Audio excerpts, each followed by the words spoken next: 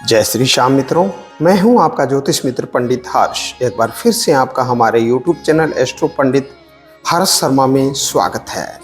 बड़े ही सरल तरीके से ज्योतिष को जानेंगे और समझेंगे।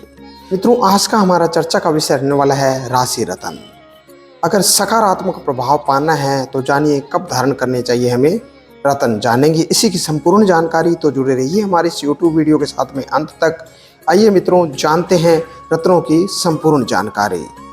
मित्रों, 9 ग्रहों में किसी भी ग्रह के कमजोर होने पर अक्सर रत्न पहनने की सलाह देते हैं, लेकिन रत्न विज्ञान में प्रत्येक रत्न के धारण करने के लिए एक निश्चित माप तय किया गया है। अतः निश्चित माप का रत्न धारण करना ही लाभप्रद होता है।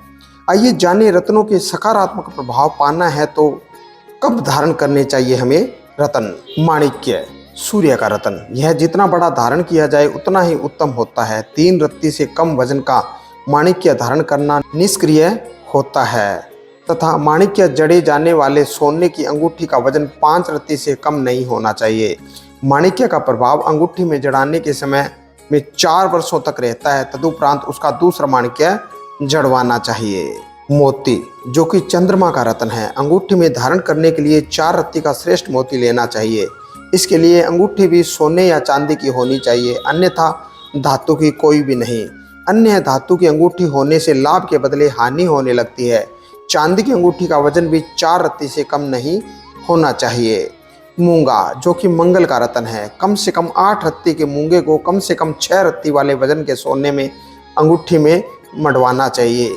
वजन इससे कम न हो, अधिक हो तो श्रेष्ठ है। अंगूठी के मूंगे का प्रभाव इसे अंगूठी में जड़वाने के दिन से 3 वर्ष 3 दिन तक रहता है। इसके बाद दूसरा नया मूंगा धारण करना चाहिए।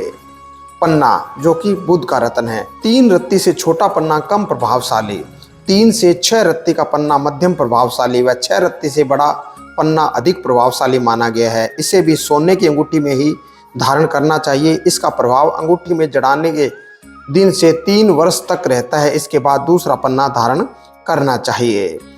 पुखराज, जो कि बृहस्पति का रत्न है, 4 रत्ती से कम वजन का पुखराज फलदायी नहीं होता है।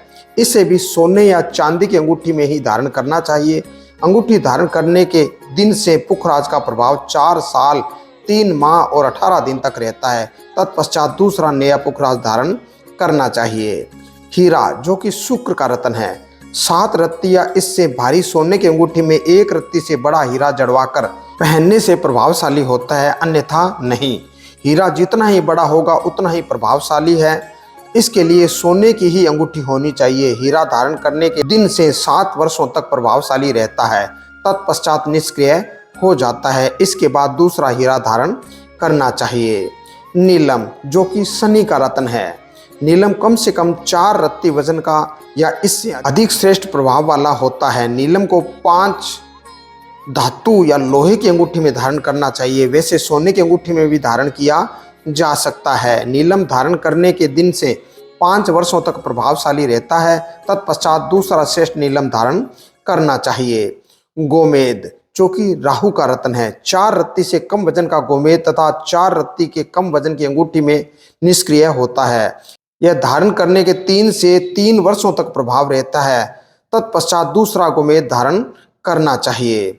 लहसुनिया, जो कि केतु का रत्न है, कम से कम 4 रत्ती के वजन के वैदूर्य मणि लहसुनिया को कम से कम 7 रत्ती वजन की पंच धातु या लोहे की अंगूठी में मढ़वाकर धारण करना चाहिए, किसी अन्य धातु की अंगूठी में नहीं।